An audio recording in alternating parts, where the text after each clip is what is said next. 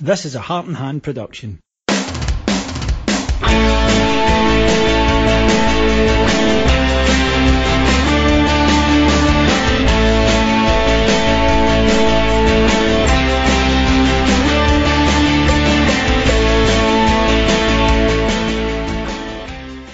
Hello everyone and welcome to episode 6 of Steven Gerrard, Evolution of a Revolution, the show that looks at Steven Gerrard's journey from being appointed Rangers manager, untried at professional level, to being an undefeated league champion. My name's David Edgar and I'm joined on this journey, as always, by my colleague Stephen Clifford. Stephen, a wonderful, wonderful story so far. We've had ups, we've had downs, but we're going to take a little pause right at the start of this episode because we've been going through the games and it is getting exciting and there's going to be fun times ahead in the show. But it's a year on, really, from where we are. January 2021, a year on from, I think, the moment of huge promise, the victory at Parkhead, and then the subsequent collapse. A lot had happened in Scottish football in that time. A lot had happened to all of us, I think, around the world in that time. But let's look at what the differences were in Steven Gerrard and why there would be no repetition of that second half of the season collapse.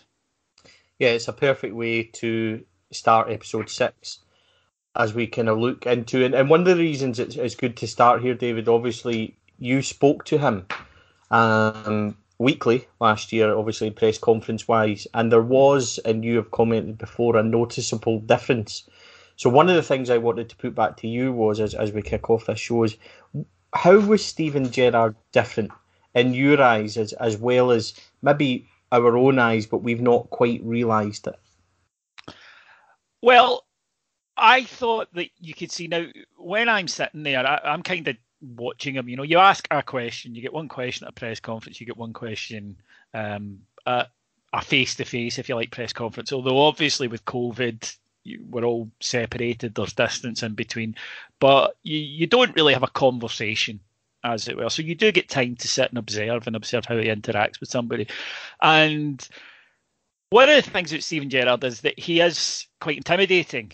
And by that, I don't mean that he's offering everybody outside for a fight. But he has that toughness, that aura that I would compare to Walter Smith. And I know that you've spoke to Walter in the past. I'm sure all the listeners have seen interviews with Walter. Well, there's just an aura about him of steel. But there was also, I thought this year, increasingly as we got closer to it, a focus. And he was very, very professional in all his dealings with the media. And I've heard it commented by older people within the media or people with more experience of it, that perhaps the setting, the fact that it was a Zoom press conference, the fact that it was this kind of rigidly disciplined face-to-face press conference, was a part of that the manager of other clubs in gone days will sit and we'll have a joke and a laugh with the reporters and we'll sit with them for 20 minutes, half an hour. I can't comment on that. I don't think it had happened with Gerrard. I don't think that was something that he particularly engaged in, to be honest. But he was all business, and you could tell that from him, that it was all about on to the next game now. Right, this is what's just happened. This is what I'm taking out of it to analyse, and this is what the next step is. And I think it was almost, and this is purely speculation on my part, I don't know, only the people there will know, but to me it was all the extraneous stuff of the previous 2 seasons. He had learned what to separate from what mattered. And I think that that's obviously an important step for any manager, because there are so many things that get put in the path of a manager of a club like Rangers. I mean, literally thousands and thousands of things. And like in any job, when you're starting out, you don't know what you need to do and what are the ones that you can ignore and what are the ones that you can delegate. Whereas I think by season 2021, he did know that. And I think that he was focused very much on, these are the things I want to focus on. Now, whether COVID, for all the additional hassles that it brought and all the other problems that it brought, I wonder if perhaps that there was an ability to simply just focus in on that. Of course, there's no crowds on match days. There's not as many people in and around the stadium. There was a kind of cold surgical aspect to the games. You know, the teams turned up. It was very, very organised.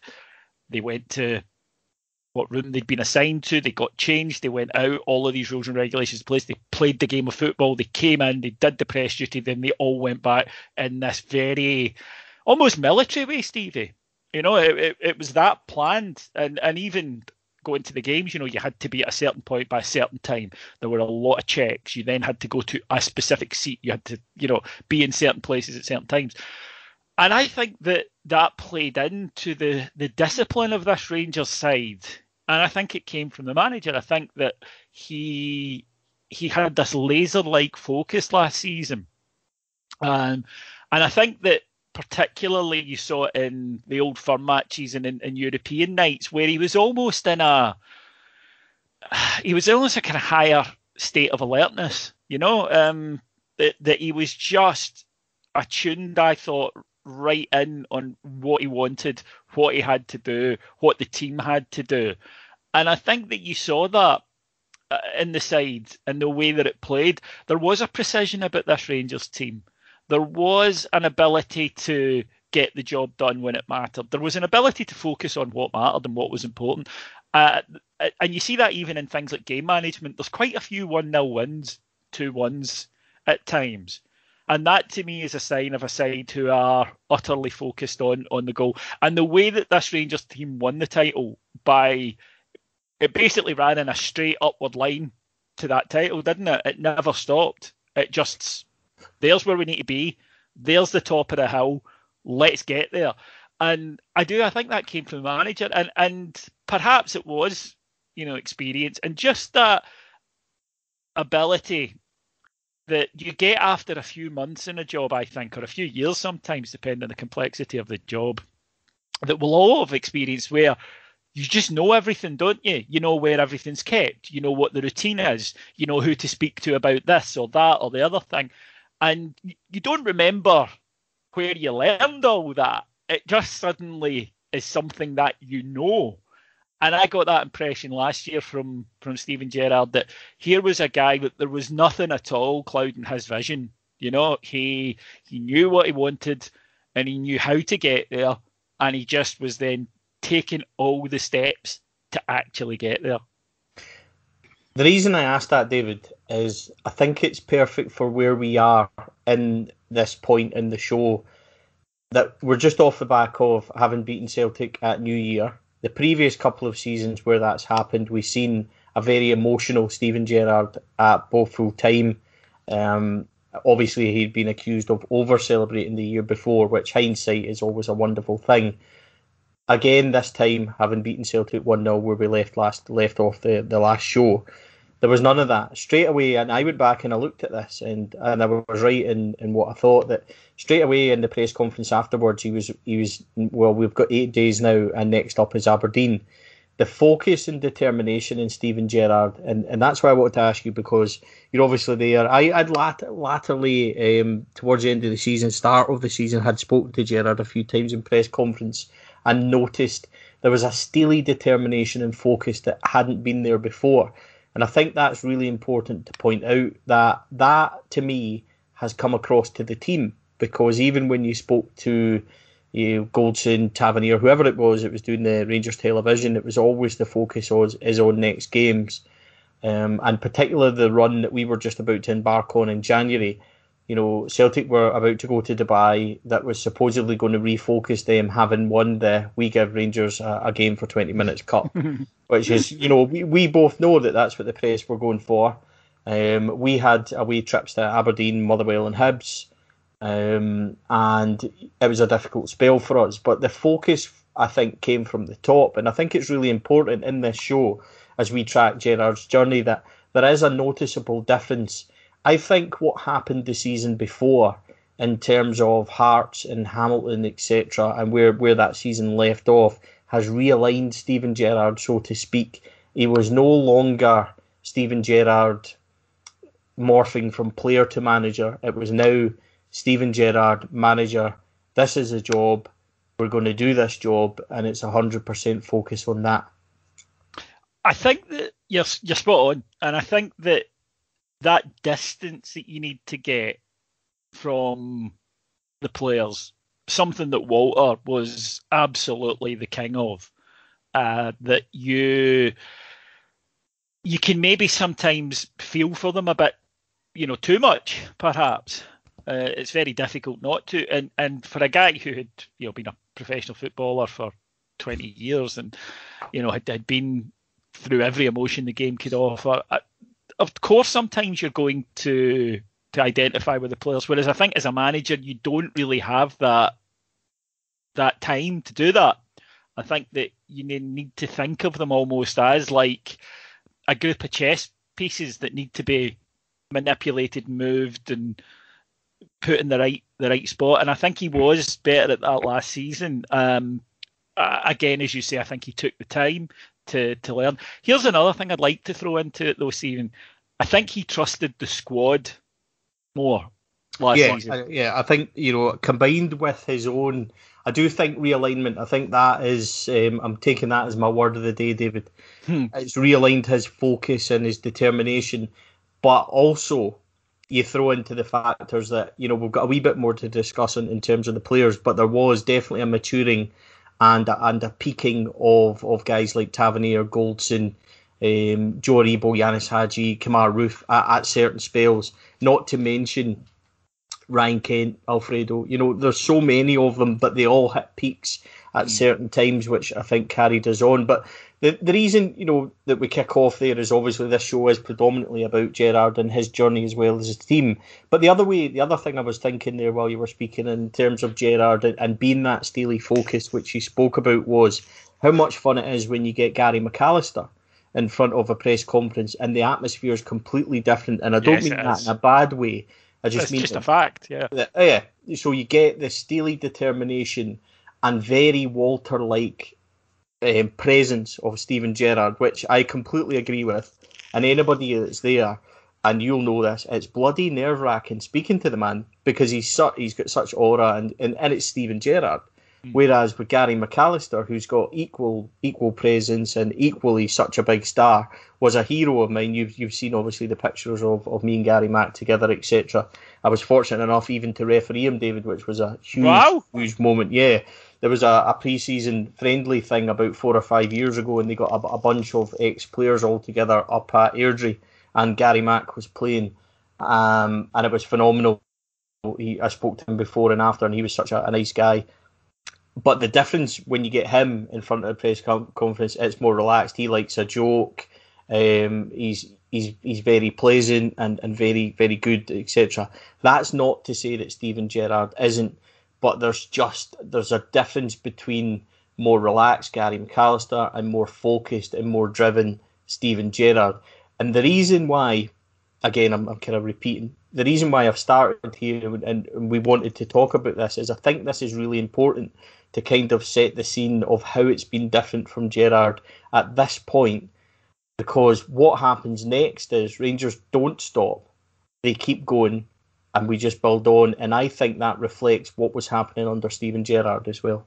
Yeah, I definitely agree, and that is a good point. It is hard to identify quite why it's different, because it's the exact same scenario. You're sitting there at your screen, or you're sitting there in your seat, and it's Gary McAllister sitting in the other seat as opposed to Steven Gerrard. When Steven Gerrard comes in, there's an edge in the atmosphere, because firstly you don't know what kind of mood he's in, and occasionally he will sit and laugh and joke, but that's rare. More often he's focused, he's on it, he's very careful in how he chooses his words, which is understandable for a guy who's grown up in the spotlight and is aware that his words get picked over. I don't think Gerrard says anything that isn't intended to. If he says something that causes a stir, I've always thought it's because he wants it to. I think he's aware. In fact, I would guarantee he's aware of the import of when he says something and the weight that it carries. Whereas Gary McAllister will come in, sit and have a laugh. He'll keep you on at the end of a press conference, sit and chat away and ask you what you think of a game that's coming up between, Liverpool and Man United, for example. And that's not something Steven Gerrard would do. And at times there's almost an impatience with Steven Gerrard about, let's get this done. I've got work to do.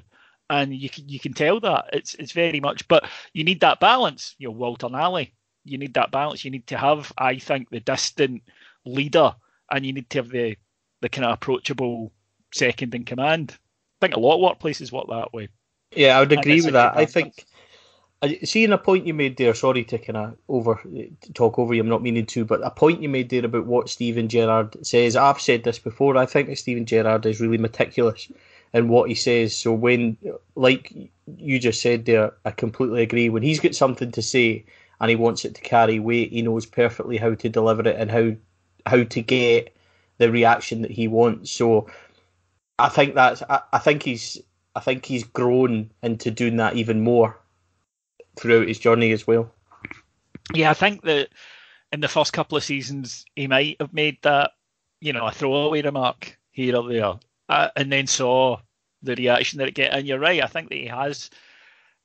I think he's always known because of who he is, but I think as well that Glasgow and the crazy focus that's on everything that the Rangers manager does, I think has further, if you like, almost sharpened that instinct of his to do that. And you're very aware in the press. He's terrific at telling you exactly what he's decided to tell you before he goes into the press conference. And politicians, the top politicians, are good at this as well. That you can ask them any question, but you'll get the answer they've decided you're getting. And there's nothing any interviewer can do to break that, because they're masters of it. And I think he's somebody who has that ability. I also think that in the first couple of seasons, he had his guys, right? He had these guys that he trusted. And the converse of that was, I think it kind of came across that there were guys that he didn't trust, because there would be players who would be playing when they maybe weren't quite fully fit. There would be players playing when they were maybe not quite in form. And to me, and this is just as a layman and outsider looking in, that was because he thought, well, I trust you to go out and deliver for me, to do what I want you to do. And I don't necessarily trust the guy behind you to come in and do what I expect, what I need. I think that changed last year. I think he looked at his squad, and you mentioned names there, Hadji, Roof, Itten even, that he looked and he said, actually, no, this year I have guys that I'm happy to bring in. Balogun, guys that can come in and give me exactly what I get from my first picks.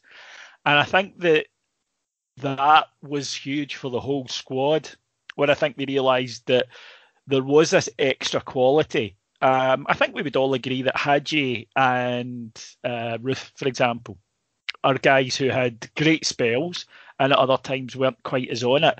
But you look at their contribution in goals and assists from the pair of them. That's the dip. Alfie was doing what Alfie was doing last season, the previous two seasons. Ryan Kent was not quite to the same level, but Ryan Kent was there and contributing. There's this load more goals and more assists from these two guys, and that's just a huge difference maker. Suddenly we had the weapons that we maybe didn't have in seasons 1 and 2. Suddenly we had the bench. Suddenly we had guys who could come in for different matches. And I think that was reflected throughout the squad. And then the realisation, which we talked about in a previous show, which was that this squad realised, hang on, we are good enough. It's not ability. It's not that they're better than us. It's us. If we perform to our max, then we're going to win this title. And I think that as the season progressed, that became clear. And trust is a word we've used a lot today. I think there was trust in the manager of the squad, but I think there was trust of the squad in the other players, that if I do my job, I know that he or him will produce at the other end. If I keep a clean sheet, one of them will get a goal. And conversely, if I get a goal today, if we create something, they'll keep a clean sheet at the back. And I think that was huge. That was enormous. It was just a side that realised we can do this. We are more than good enough to do this. And then once that belief had just seeped through the squad, there was no stopping them. Yeah, I would agree with that. I think that is completely correct. I think Europe had a lot to do with that as well. They had a lot of huge moments, victories that we've already pinpointed that have brought them to this point as well. Would have given them massive belief in themselves. And I'm really glad we've started and we've spoke about Gerrard first before we go on, because obviously now the January in front of us, we had Aberdeen up next. There was no January break. We then had Motherwell, Ross County ending with Hibs away. So 3 out of the next 4 are probably as tough as you're going to get away games, especially on the back of a big result at home to Celtic. So we go up to Pittodrie, David. It's 2-1, but it's not anywhere near a 2-1 game. We thoroughly in control, win a penalty which Tav misses. They're down to 10. Alfredo then takes control, 2 lovely finishes, and for some reason, it didn't happen a lot last season, but I don't know if you remember this as well as I do, but we hunted for a third goal, which wasn't really necessary. We spoke about this before, and we got caught massively at the back. Yes. And then we did what we were so good at, and we just closed shop and won a game that was close, but we were in relative control and very comfortable. And that, again, was another box ticked, and we were off and running on the next part of the stage. And little did we know, by that point, we were only 4 or 5 games away from the title actually being confirmed. Yeah, that was the thing, because as well as what we were doing, there was the collapse of Celtic, which we'll touch upon, or the further collapse of Celtic, which we'll touch upon later in the show. So we, as Steven said, we had quite a tricky month in prospect. We went up to Aberdeen for a very strange game, as it turned out. Rangers in the first half, we get a penalty, Aberdeen have a man sent off. We miss the penalty, but then Alfredo pops up, a couple of great goals. Rangers are in absolute easy street against 10-man Aberdeen. Somehow contrived to give away a dreadful goal to make it 2-1. See the game out relatively easily, to be honest. Aberdeen don't really threaten us. But of course, you are always thinking, oh God, we're going to... Because there was a 2 each at Pittodrie the season before. Yep. Where Rangers had been absolutely brilliant for an hour, and then it had just fallen apart. But no, Rangers get the victory. Disappointing performance the next match. We go to Motherwell, 12 o'clock kickoff, which I've mentioned before. I think Rangers are hopeless in. Seems to take us at least half an hour to start playing. It's the case here. Motherwell take an early lead, and Rangers aren't really doing anything. But luckily, we have the hammer of Lanarkshire, Cedric Hitton, who comes on and, of course, gets a goal, which preserves the unbeaten record. This was the game, though, Stephen, that I thought, we dropped 2 points, and of course there's the mumping and moaning that will always happen when Rangers drop points. But I remember really thinking, it doesn't matter. We're so far ahead. And again, we'd mentioned Celtic. Celtic were playing these games in hands. There's the first one back. They draw 1 each with Hibs, last-minute goal. And you thought, they're not, they need to win every game. And they're not going to. They can't.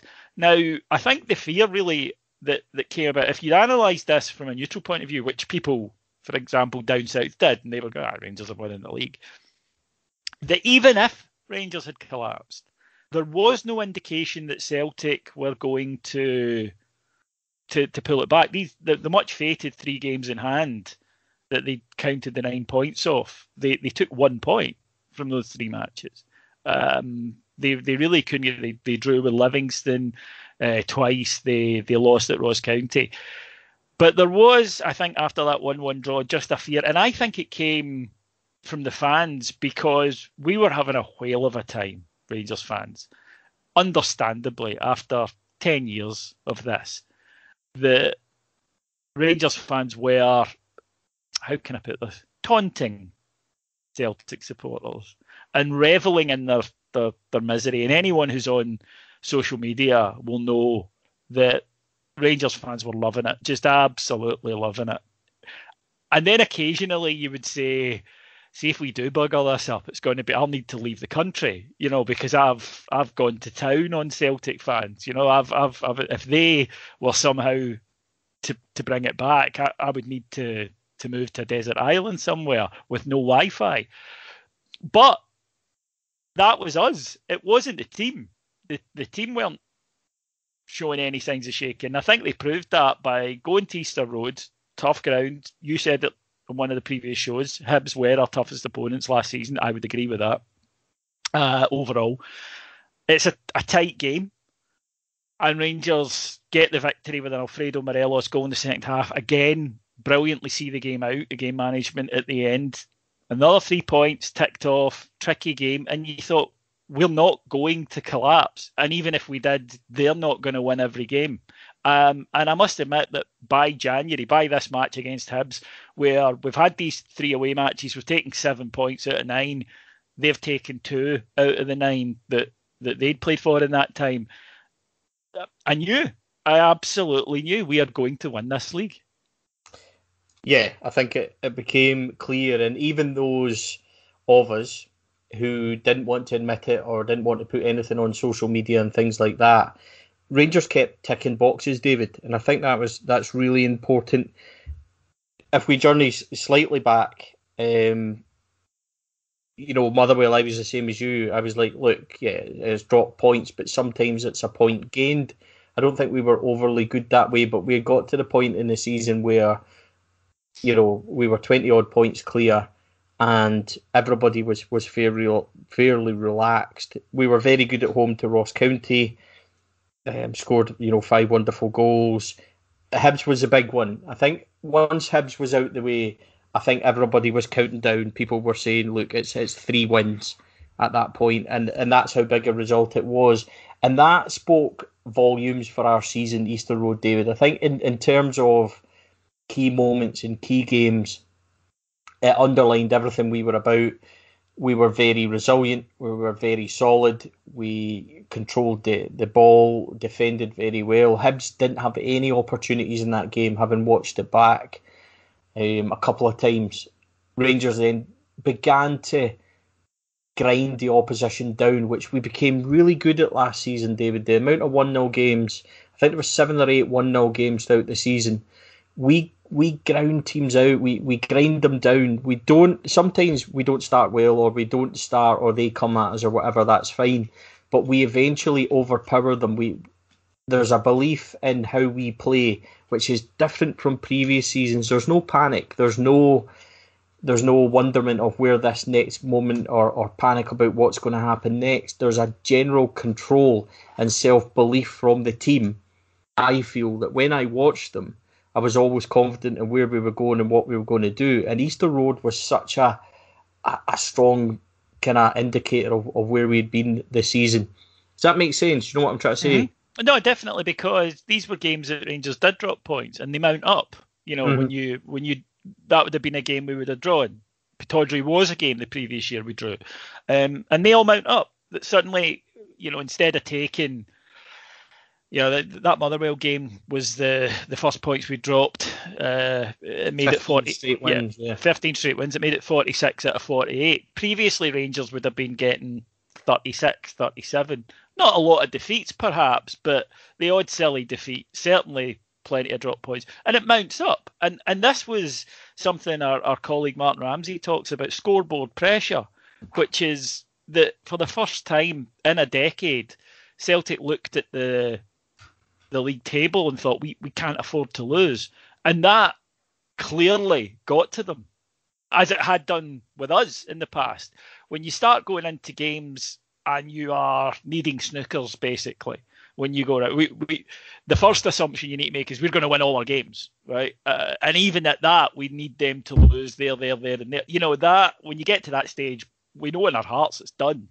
Yep. Really, you keep flying the flag and you never give in, and occasionally, a miracle happens. But there's a reason we remember Helicopter Sunday the way we do, because it doesn't happen that often. Arsenal in '98 coming from 12 points behind against Man United. It doesn't happen that often. And I think that we built this lead and said to Celtic, go on then, can you match us? And if it'd been neck and neck and we dropped a bunch of silly points, I believe Celtic probably would have come through because they would have relaxed and they would have played their football. And it happens too often in football that it's not a factor, that the games that they were drawing, they would have won before. The games that we were winning, we would have drawn before. And it was a complete 180, and it was the changing of the guard. And you mentioned their crucial 1-0 victories when not playing well. There's a couple of these coming up. The first one is against St Johnstone at home. Rangers aren't sparkling that night. St Johnstone very well organised, very tough to break down, unfortunately, as we'll find at their cost. Yanis Hadji scores a wonderful goal to get us a victory. Then comes, I think, our worst league performance this season, even worse than Livingston. Away to Hamilton Accies, who would end up relegated, who are not a good side, who Rangers had put 8 past. And Rangers are awful. Alan McGregor is by far our man of the match. Rangers just do not get going in the slightest. Get a goal with 5 minutes to go. Should be done. And then literally with the last kick of the ball, concede a goal. Alan McGregor comes out in the interview afterwards and slaughters the rest of the team deservedly. We were awful. Really, really bad. Just a dreadful performance. I mean, there's no getting away from it. It was just a terrible, terrible performance from Rangers that day. The only thing you can say is we got out without losing the undefeated record. However, we then have Kilmarnock in the next match. They're fighting for their lives at this point under Tommy Wright. It takes a wonder goal, a genuine wonder goal from Ryan Jack to get us it, where ball's dropped to the edge of the box. He takes one touch to flick it up and then lashes it into the top corner from 25 yards. A stunning goal, one of my goals of the season.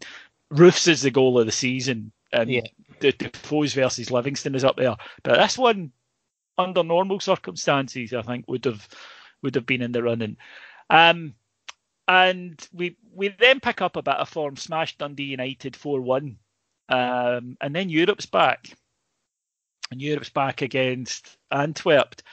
And that game in Antwerp, Stevie, is one of the craziest football matches I've ever seen in my life. Absolutely wild game of football. Alfredo Morelos that night was spectacular. One of the best leading the line performances you'll ever see from a striker. Terrorised that defence, scoring, involved in all the goals, and they couldn't cope with him.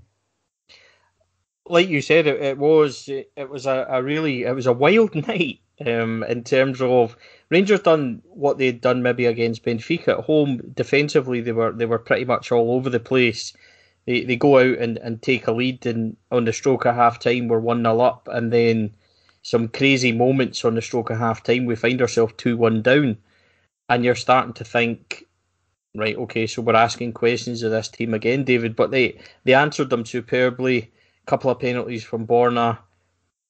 We get pegged back again. But that was the night, as you said rightly, Alfredo Morelos, we scored, I think, 9 times against Antwerp over the course of the 2 matches, and he, despite only scoring 1, was involved in the first 8 goals, which is incredible. He, at this point, David, he had the goals up at Pittodrie.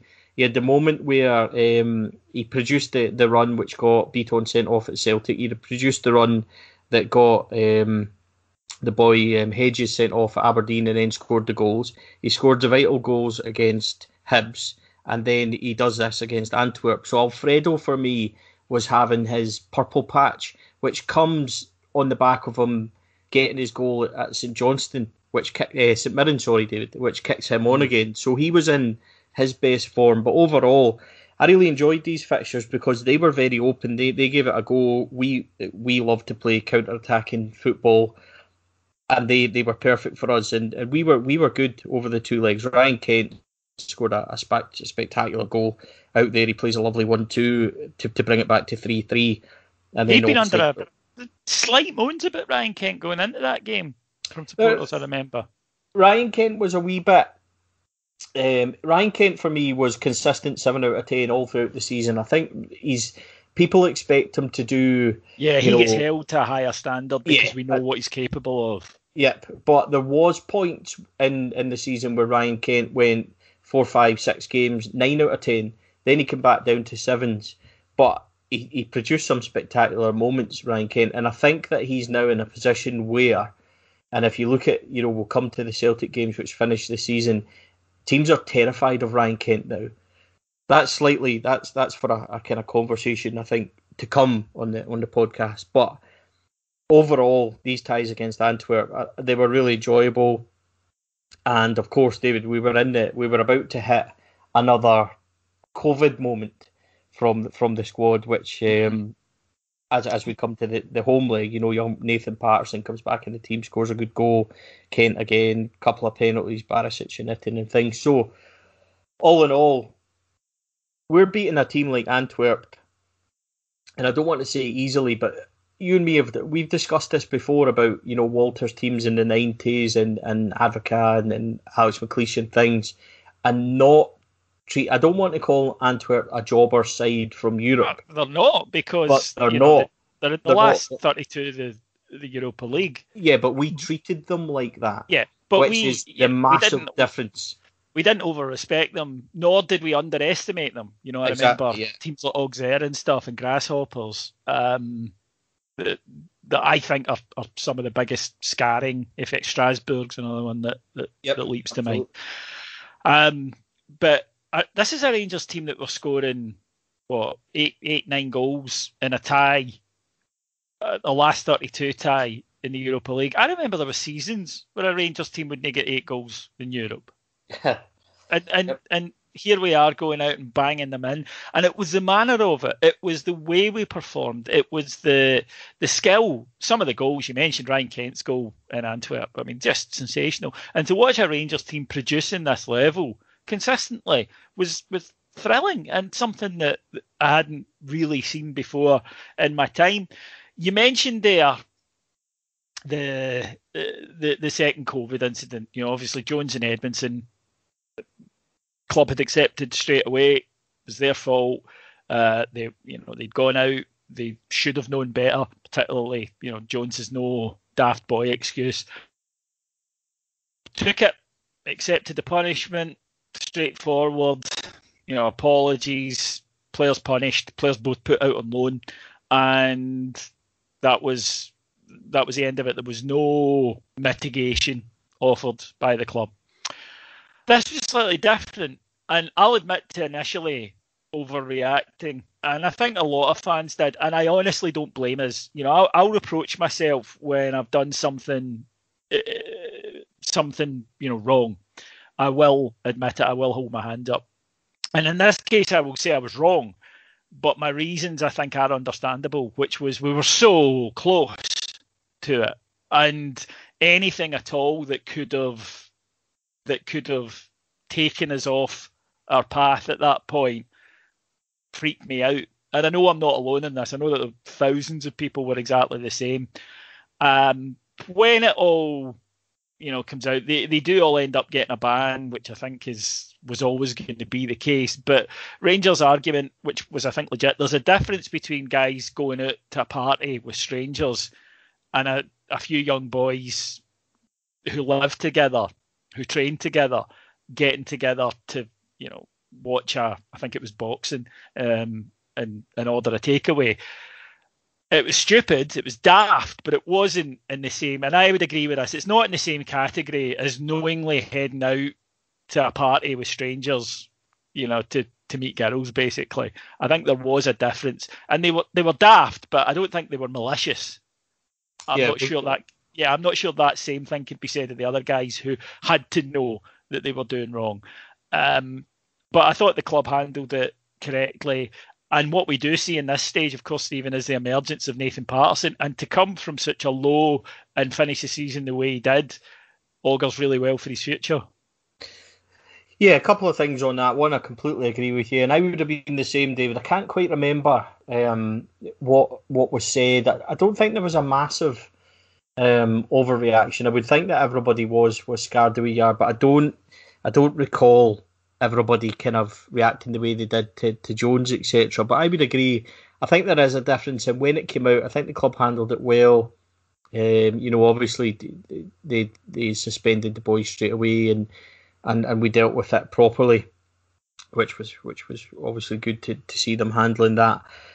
But the other good thing was as well that I like Nathan Patterson. Don't know if you remember, would speak about this, and he said that Steven Gerrard got him in the office and basically said, "Look, I've been a young boy. We all do daft things.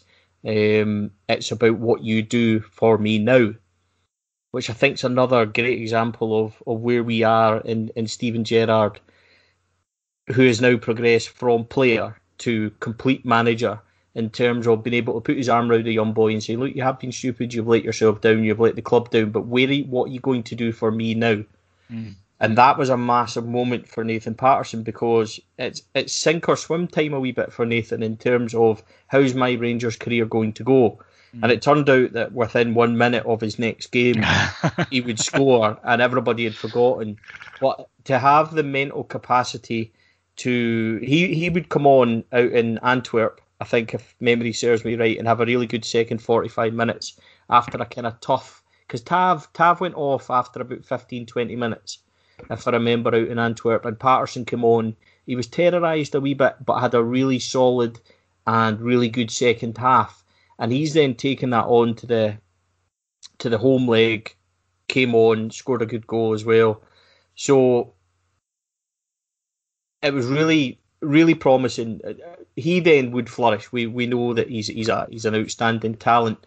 But the key for me in that, David, is this is obviously about Gerrard and why we're looking at it, but he's been able to sit down with a player, turn a negative into a positive, leave him with a situation of, well, I trust you 100% and the club are behind you, you're going to be punished. But he's also then put the emphasis back on Patterson by saying, right, what are you going to give me now, because I'm standing by you, so I need this show of faith returned. And that's how, I think that's brilliant man management, because he then, Nathan Patterson kicks on, ends up, a league winner, goes to the Euros and everything. We know his story, and is now looking at one of the most positive right backs I've seen, 20, 30 years. I don't think that's unfair to say. He's certainly the best since Alan Hutton. Oh yeah. So best talent we've brought through since Hutton. Yeah, absolutely. But it's the management, David, to get that out of him. To get that negative situation, turn it into a positive. We're standing by you. Now give us that back, which he then takes on. I think that's brilliant from Gerrard. Yeah, and like I say, I think that, yes, they both incidents breach COVID, but I do think there was a difference. They are different, absolutely. They are different, and I do think that there's a level of thought that went into one that didn't go into the other, in terms of you had to know what you were doing in the first instance was wrong. You were going to a party. So that is different. Be guys you work with, train with, live with. But rules are rules, and we understand that. But you're right. I think after the initial, oh my God, they're going to stop the league and we're not going to win it, that you're right. Everybody calmed down and went, actually, it's not as bad as all that. And we got back into the season. And then it's amazing how quickly things can happen, isn't it? It's amazing sometimes something you've been building towards, and then it just picks up momentum right at the tail end. And this is what happens here, because at the start of the week, I started saying to people, we're going to win the league this weekend. I just had a feeling. I don't know why. Sixth sense, intuition, too much back medication, whatever it was. I just had, and people were saying, no, we can't win it this week. I'm like, no, we can. And we're going to we're going to win our two matches and they'll lose. I was wrong there. They drew, but at the weekend, because they want it over and done with psychologically. Now, I'm sure they wouldn't be able to admit to this, but I'm not sure consciously they knew it themselves. I'm like, Celtic want this done. They do not want us to win the league at Parkhead, and they don't believe that they could stop us winning the league at Parkhead. So we take on Livingston on the Wednesday night. Typical game over there at the Tony Macaroni. Rangers trying to get the goal. Stout defence by Livingston. And listen, I don't have a problem with Livingston. I mean, I wouldn't want to watch them every week, but Livingston give the same level of performance against Rangers as they do against Celtic, and that's all you can ask. You know, I think they play to their strengths. Yeah, they do, but they're not a side who have. You know, I think if any analyst was to look at, for example, Aberdeen's record against Rangers and Celtic over the years, he would think that there was a betting syndicate involved in it, because it defies mathematical analysis. And I know it seems to annoy Aberdeen fans when you say this, but we just go on results, that you fight your hearts out against Rangers and you don't turn up at all against Celtic. That isn't the case with Livy. They give everything in games against Rangers and Celtic, and you can't ask any more than that. Might not be fun to watch, but as you say, who do you think their fans care if they've picked up a result? And it's a tough game, but Rangers just keep going. They're determined, and a draw won't be the end of the world. Can I just point out, for the biggest wetting of their underwear of the season, one of our podders, Stuart McCall, who gets a wee bit overly involved in the game, with 10 minutes left, said to me, "We're going to throw away 2 points again." And I went, "We've dropped 6 points all season. What do you mean again?" And we're not throwing away points. It's just a tough game.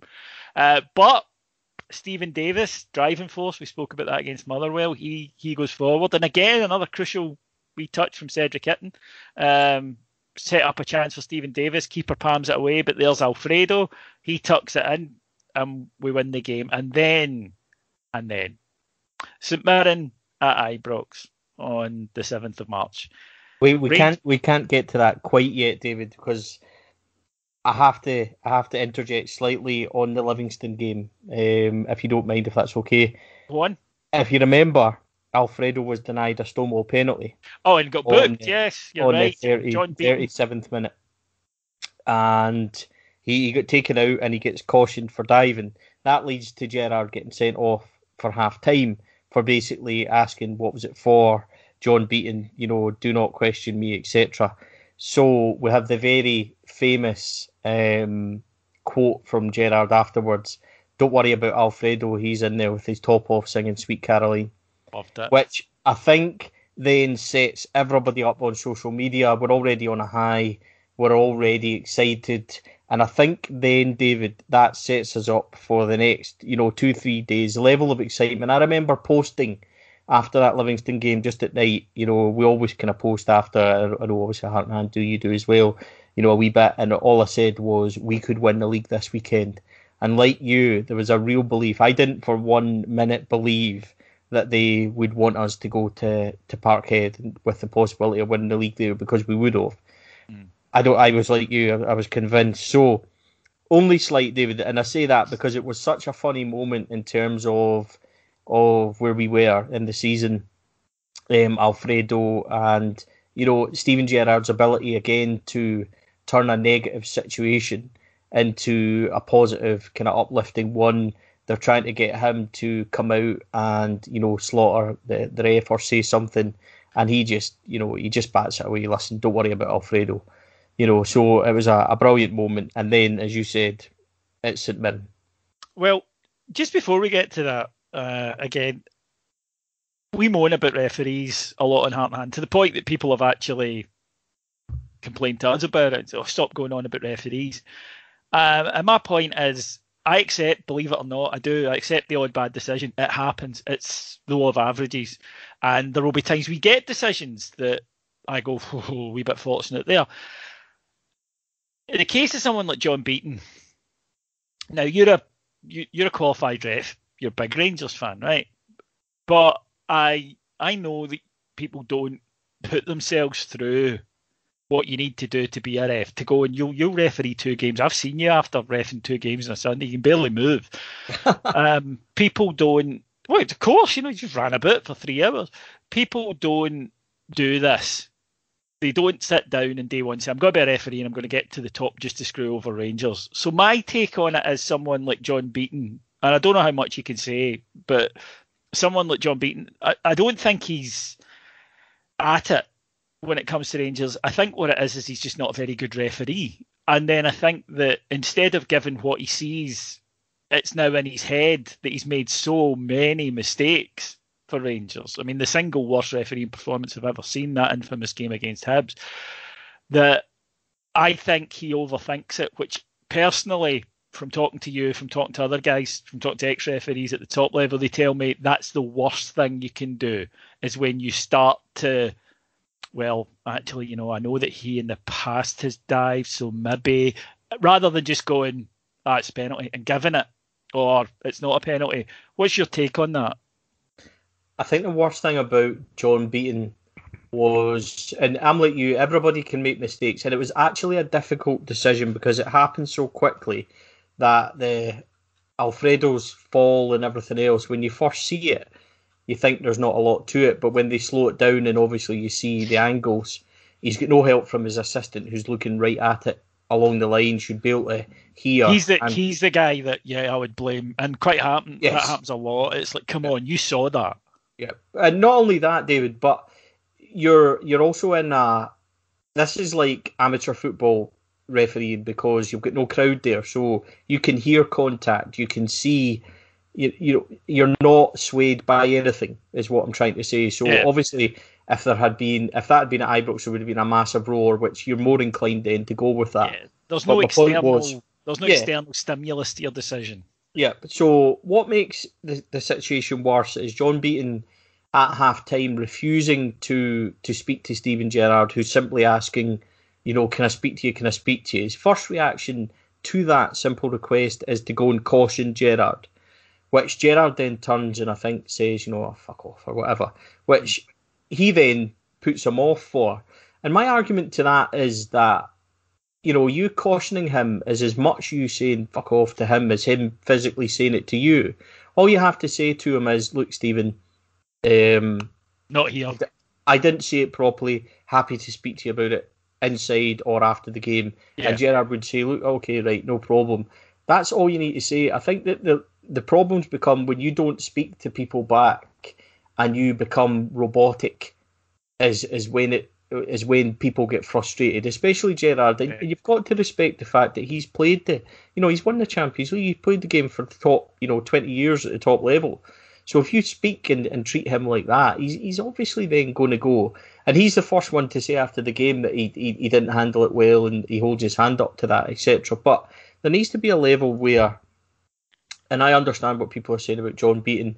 I think John Beaton is too much in his head. I think that's a really good way to describe it. He has had, he's had some polar opposite games where that Hibs game was atrocious, where you would think that he's been planted, to the Old Firm victory where he basically ignored Alfredo possibly getting sent off 4 times at Ibrox. So there's extremes where it goes from one level to the other, where I think half the battle is that he doesn't control games the way he should and stamp his authority on them the way that others do. But he's not the only one in Scotland. Kevin Clancy is just as bad, but there is also a level of better referees coming through. I think that Don Robertson, Ewan Anderson, Nick Walsh are better than John Beaton. Ewan Walsh particularly coming through. So I'm reluctant to. I don't want to overly slate John Beaton, but I would say that I've seen John Beaton have great games and other times have games where I've wondered exactly what he's looking at. And I think that at that moment in time with Alfredo thing, it's easier to speak to Steven Gerrard than to the first point of call just be to caution him and then provoke a reaction, because I don't think that helps anyone. I think that's a great point. There's very few things in life, actually, me, I'm an incredibly laid back guy. Rudeness, blanking someone is very high on my list of sins. Just I think that's what it is, David. He's provoked Gerrard there. Steven Gerrard will tell you, as he said, and as I repeat myself, but that action of immediately just not even speaking to him. Of course. I'd lose if the ref had said to me, look, I made a decision, I might have got it wrong. If so, we can talk about it, but come on, let's get off the park here. Then it instantly, what's the word I'm looking for? It instantly diffuses absolutely that tension. Yep. Whereas instead, if you act all high and mighty, you increase it. But Anyway, it meant, of course, that the manager would have to serve a touchline ban, but it wouldn't kick in at the weekend, and that was a good thing. Now, on the Saturday, Rangers couldn't win the title, although we could get to a position where Celtic could only match our... If we won the match, Celtic could only match our total. And that would be if they won all their matches. Rangers would have to lose all their matches. Celtic would have to win all their matches. In fact, even Rangers didn't have to win. A draw against Celtic would obviously have done it as well. But we couldn't technically win it. However, there was obviously the feeling among supporters that this would be the day. And the reason for that, and you could tell this, was there were thousands of people outside Ibrox. There's a famous scene of the manager in his car driving up to the ground, and I think he speaks for all of us when he says "fucking hell" at the sight of these thousands and thousands of Rangers supporters. And I went up to the ground. Now the fans had assembled about 11 o'clock. You get in if you're in the press. You're not allowed in, and I mean you're not allowed in. This is never deviated from until 1 hour before kick-off. It's part of the SFA rules. It's part of Scottish Government rules. So you assemble outside one of the gates, and they're to get your temperature check and to get your. And by the way, I've never been more nervous than that day about my temperature. And I'm like, please be, please don't be 37 degrees, because then then they won't let me in. And I was up, so I get there about 10 to 2 to walk around and wait. And obviously the majority of people had dispersed by this stage, but there were still a lot of people around the ground, and they were over at bricks. And it became pretty clear to me that they were over at bricks of loved ones. And that, I'm choking up a wee bit about it now. That was just a reminder of how much it meant and why it means so much and what matters to people. So if I wasn't already hyper, that just kicked me over the edge into the ground. And even in an empty ground, you felt it, because there were still people outside and fireworks going off and stuff. And you really knew it and you felt it. And to me, Stephen, this is why this Rangers team, why I love them. Because we're all taught before the game, just go and get this done, Rangers. Don't mess about today. Just get it done. We just want it 2 up inside 20 minutes. Brilliant goals, by the way, from Kent and Alfredo. 2 up inside 20 minutes. Everybody relaxed, starts enjoying themselves. Half-time concert 2-0 up. And of course, because we're Rangers fans and the last 10 years, natural warriors, everybody's saying, come on, just get another goal, Rangers. 90 seconds, Hadji gets the third, and that's it done. And then at the end came the scenes of celebration. The players, they knew, we knew, there were people outside the ground, people dancing and singing. Everybody knew that it was done. And the reaction from the players was immense and intense, and they're celebrating. And of course, we saw the scenes from the dressing room. We knew it was done. And the thing about this is, somebody said to me that it would have been nice if the players had a moment, where it was won. If they'd won it, like a goal that did it or a game. To me, that weekend won't be taught, because I thought that's it done. I went home and I was, all the emotion, speaking to all my friends and family around the world, and bears everywhere partying. And then the next day, not really bothered about Celtic game. They draw, we've won it, and it all kicked up again. I wouldn't have traded this for the world. No, it was a very special weekend. That was my, and this again will sound weird, obviously, having started for Lads of the Dream, 6 months prior to Steven Gerrard. I think November 2017 was when I kind of started this. So this was my first experience of Rangers, being right on the very, very edge of something monumental. And there was a special feeling on that Saturday on social media when you started to see the pictures of the fans gathering. You had texted me actually to tell me about the people watching the bricks and how emotional it was, and even at that point we could feel ourselves. And you're fighting back the emotion a wee bit, and then you see the players afterwards celebrating. And then that night, David, you've had, like you've had texts and phone calls to each other and all your friends and whatever. But then the videos start coming through of the manager skating across the dressing room floor, and the players singing to I'm feeling it and stuff like that, which became a wee bit of a kind of Rangers anthem as weeks then progressed after it. It was just a massive feeling. Everybody had waited for this moment, and that 24 hours afterwards, the highs of the Saturday night, and I was up at 4:30 on the Sunday morning to go and do early shift. So for me, it was a constant. It was like a continuation. I maybe had only 3 or 4 hours sleep because I couldn't put my phone down. I wanted to see everything come through, and then when I started again in the morning, right up until their game kicking off, and then 5 minutes into their game, the plane goes above, and the message, "Can you see us now? 55 titles," and that just sparked social media off again, and that 90 minutes. I actually, between working and being at home, I maybe missed about 20 minutes, but I watched that game, and they had no intention of winning that game, and I said to the missus, 10, 15 minutes into that game, I said, look, get our stuff ready.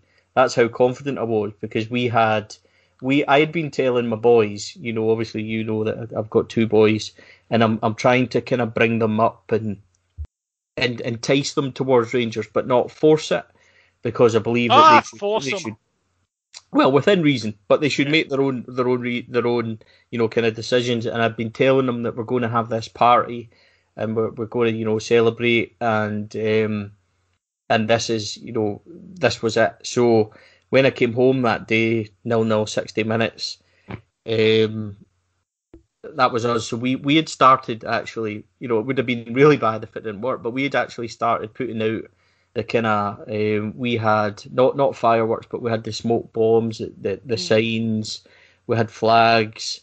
My neighbours from next door, the big Rangers fan, he's like, I've waited 10 years for this moment. So we had a barbecue on, we had the neighbours from round the road. Everybody was set on this final whistle. So when it actually went, there was cheers. David, I went out into the hall, sat in the front step and cried. So I don't mind telling anybody that I was overcome. And it was tears of relief and joy, but there was people jumping about this living room, and I made an exit out, and the wife came out, and it was the first time. We'd been together for 10 years, so this was our first one together. And we were starting to say to each other, I think we might be bad omens. So, but I can't afford a second divorce, David. So that would be extreme. Aye. So, but it was, everybody has moments and everybody will tell you stories. But for me, it was a very, very emotional one. Seeing videos of people, going apeshit in their living rooms, and I just made a wee beeline out and sat by myself to be joined by the missus. It was a very emotional moment, and then once that passed, the euphoria kicked in, and we'd waited 10 years, so it was just, those are the feelings that you want again. Those are the feelings that drive you on, and those are the moments. It is long overdue. We are too big a club to go through what we've been through, but it was a magical 24 hours. It was magical moments, and I know that everybody listening to this will remember where they were and what they did and how they celebrated it. And I loved every single moment of it. It was a very, very, very emotional, very, very proud of the team, and I think that it was just everything that we had deserved up until that moment throughout the season. They'd been wonderful league wise, and it just, as you say, like you say, players maybe didn't have their moment on the pitch, but that's a weekend I wouldn't swap for anything. See, a moment is for history. A moment isn't for the there and now, and that's why I'm not bothered about it. Because a moment, this idea of a goal, that's to show in the future. Yeah, that's to say, oh look, that was when that happened. At the time, it didn't matter, and that was what important. And I was exactly the same as you. You know, the Saturday was so emotional, so wonderful. I think that a lot of people I've spoken to might understand this, because I think that they felt this as well. What I felt, which was this sort of strange elation mixed with almost kind of an out of body experience, almost being out with and sort of looking at everything, you know, looking at the season, looking at the 10 years, looking at the 40 years of being a supporter, looking at my family, you know, all of that, it was all floating around in my head. And then, as I say, this wonderful day that I thought was just amazing. And then we wake up the next morning, and you know me, I don't get up till half 12. So by that, people are by the time I'm ready. Well, I don't go to bed till about 4. I work hard, you know. So by the we're time the polar opposites. You're a my wife actually, she goes to bed about 10 and gets up at 6 in the morning. So you know we're lit ships at past the night. But because a lot of podcasting that I do is at night, obviously, because you know other people work full time. So by the time I do it and do all the editing and stuff, it's generally about kind of 1 o'clock, and you can't just go to bed after sitting at a screen for you're still hyper. So I need to kind of calm down a bit, and that's why my hours are what they are. But I get up and everybody's like, it's still 0-0, half time. I'm like, okay, I'm not bothered. That way. I'm not bothered. Then the second half, I'm like, And then I think I can't turn their game on, because if I do, they'll score. So I'm in the ludicrous situation of sitting on my phone in front of a TV, WhatsApp people going, what's happening? What's happening? And they're saying exactly what you're saying. They're like, they don't want this today. And I do, we're not saying Celtic through it. We're saying that consciously and unconsciously things happen and they affect your performance. And they didn't, they didn't want it. And when it happened, the feelings just got relit. And I've taken a lot of stuff in my life, right? I've it was a big part of my life, unfortunately, and I've never felt the kind of highs that I felt that weekend. It was just fantastic. And when we, meeting up with friends that day to celebrate safely at Bottoms of Gardens before anybody phones the police, it was just as you say. And remember, I live in Kilwinning in Ayrshire. The second the final whistle blew, it sounded like the Russian advance on the Eastern Front in World War II. It was just like the amount of fireworks that went up, I'm sure were visible from the moon round here. It was wild. And then, my two neighbours on either side, they're up at the fence jumping because it was a warm day. We're at the back and everybody's singing and dancing and shouting from the various gardens. And it was just amazing and a wonderful day. Stevie, Slavia Prague, if we are sober, do we beat them? Yes, we do. If Dundee United lose on that Sunday, do we beat Slavia Prague? Because certainly there was a celebration among the Rangers players, let's be honest, but also the emotion, I think, did carry into those games.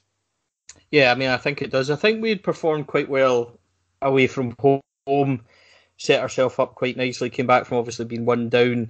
A terrific save by Alan McGregor as well, which one of his finest saves. David, if you remember, diving to his left. Oh my God, yeah, that unbelievable! I thought it was a goal all the way. We were just flat when it came to the second leg, missing a few players, obviously no Tav, etc. What went on that night was nothing short of disgraceful. In terms of Prague. I think there's unfinished business there. I know there's a possibility, David, that we could meet them again. I would say, and obviously I'm biased, but I would say that they are nowhere near the level that Benfica were. They're nowhere near the level that the really top teams that we played before. This is a team that we should have beat, and probably in circumstances where the players mentally were on it, focused and switching on, I would back Rangers to beat this side. But we didn't perform. We end up we lose our discipline a wee bit, which is the first time that happens. And we're thoroughly beaten by the better side on the night. But the ending to that unfortunately leaves a sour taste in everybody's mouth. And if we look back on it, and perhaps Rangers should have at that moment walked off the park and things, but until you're in that situation, which is extremely difficult, the bravery of Glenn Kamara at that moment and subsequently thereafter to fight for justice for it and everything else is to be commended. But to face that moment, is something that nobody ever should face in life, never mind on a football field. But the togetherness of the team, I'll take from that as being one, the way they all galvanised. And sure, listen, they might have been baying for blood a wee bit, and there might have been, some afters and everything else, but I want a team that is together, and that's certainly, that night underlines it for me, David, and that's just what we went through, the entire season with them. But a sore way to end another fabulous run in Europe. And if you consider, David, that that was only one of 3 games we lost last season out of, I think, 56. And the club has been absolutely fantastic. I think, personally, we're better than them by another round. If we went out to Arsenal, say, in the next game or whatever, I would have been not happy, but you would have been comfortable in saying, well, look, Arsenal are a good side, we can accept that. When we went out to them, it left me feeling a wee bit like a good Rangers performance and a good strong performance. We're beating them. We didn't quite get it that night, which was a shame. 2 targets left then for the end of the season. One is the Scottish Cup and one is to go undefeated. And it looks as though that we're going to have to win the Scottish Cup by the fairly tricky way, because we get Celtic drawn at home. Now, this is everything for them, this game. This is the one that means 2 Old Firm games quite quickly, and it means 3 even in that short period before the end of the season. When Rangers come back from Prague, we got a 1-1 draw at Parkhead, notable for Alfie's first goal, whoever it was at the back post, against them. And that feeling we all had, I jumped for joy in that one. I don't know anybody who wasn't just so chuffed for him to finally, got that off his back. But we then have them in the cup at Ibrox, and for a game that their whole season was on, Rangers just handle them like a crying child, really. Just very comfortable 2-0 victory in which Rangers show their utter dominance over the Celtic side. Yeah, in terms of finishing this episode, David, I think this is a brilliant moment to kind of stop it on this performance, because yet again, for some reason, David, despite the fact that Rangers have been so strong, so consistent, individually very good and everything, we faced a situation where we were getting told we weren't favourites in that game. Bizarre. And, a Celtic team that had fluttered with form, and it's worth pointing out something that we didn't mention, and I wanted to kind of pick up on. The times that we had met Celtic this year, we'd been told that this was their moment and things. Rangers, when they beat them in the league, Celtic would slump and not win, I think, 1 out of their next 4 games each time we played them. So bizarrely, when we're then facing them in this cup game where we'd proven to be the stronger side, I don't think they had scored against us, never mind anything else. We were being told that, David Turnbull was the second coming, and, Lee Griffiths and everything, the usual kind of nonsense. And the truth was that I was very, very comfortable in knowing that if Rangers turned up, we would win. And that's not an arrogance thing. It's just a belief that where the clubs are at the moment, where the players are, Rangers are peaking and going in the right direction, whereas they're going in completely opposite. There's too many of their players not on form and not interested, and I think that is fair.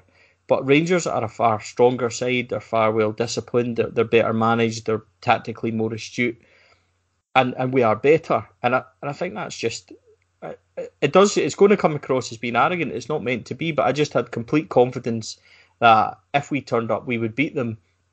And to be honest, David, we treated that game, it wasn't like the subsequent last home game where I think we went for them a wee bit more, but we were very tactically astute again. We got the goals, got the job done, and then managed the game. They had a few chances in the second half. Ultimately, they would end up with a penalty that I don't think was, which subsequently is another great save from Alan McGregor, who had another wonderful game. But that ended up in this bizarre 7-minute rant from Gordon Strachan about how, Alan McGregor was man of the match, and this Rangers team ultimately weren't very good compared to Celtic and everything else. And you don't expect, Gordon Strachan to come out and say that, Rangers are this and that. But it was like Martin O'Neill levels of wibble that I hadn't heard in years. It was another glorious moment of what the hell's wrong with them?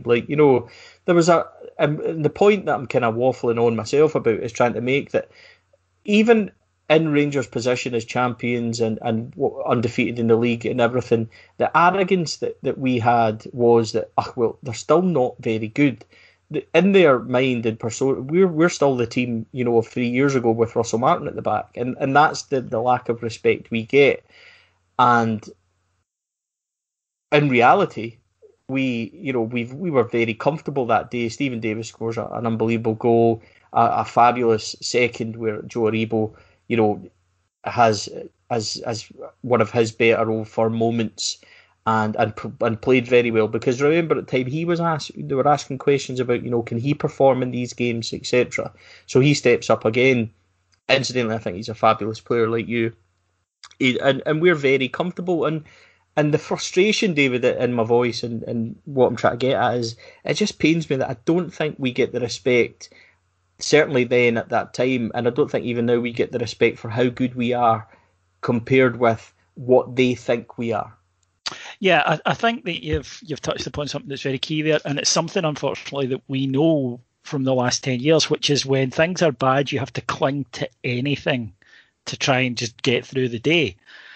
A couple of wins, you're right, they had, I think, 4 wins in the trot, and that was them. They were back, they were world beaters, they were going to romp to Scottish Cup, and of course, no, the underlying issues are still there. But as a supporter, you need to do that. What I think was beneficial to us, and it's something that I think that is still going on with them, is that, as you say, there's this, that they become addicted to the narrative of Rangers are skint, Rangers are going into admin, we've got loads of money, Rangers are rubbish, their players are all rubbish, our players are great, and they become addicted to that narrative. And rather than taking a step back and saying, actually, hang on a minute here, they seem to be doing okay. Let's focus on ourselves. We have a poor squad. We've signed a manager who, with the best one in the world, I'm sure wasn't on the top of many people's lists before the process began.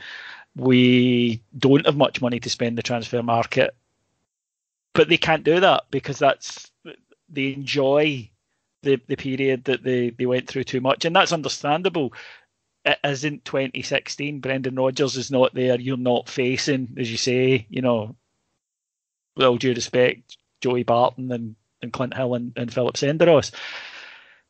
But they're living in that period. They're clinging on to that, and that's fine, because we're not.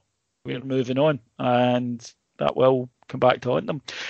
The Cup, though, will provide, on next week's episode, a bit of a loan, and Stephen and I will take a bit of time to look at the Cup record and to look at Steven Gerrard's Cup record overall, and to ask why it hasn't turned the same way that the league performances have. We'll also look at transfers in and out over his period, the type of players, the biggest successes, why certain players have worked, why certain players haven't. And then we'll do a wrap-up of this season, and we'll also do a wrap-up of the show. There will be one more episode after that, though, when we'll do a Q&A. So I hope you've enjoyed it. Stephen, as usual, a pleasure to talk to you, brother. Yeah, a really good episode, David. I'm glad that we spoke a wee bit more in depth about Steven Gerrard at the start, because I think that the things that we discussed was really important, and I've really enjoyed it. Thanks again to everybody as well who has joined us on this journey, and the feedback's been great, and it's such a brilliant series to do, and thoroughly enjoyed it, David. Thank you very much. Pleasure, my friend. We will be back next week, folks. Until then, I want you all to have a wonderful week, and we'll return as we wrap up the conclusion to the show. So until we speak again, take care.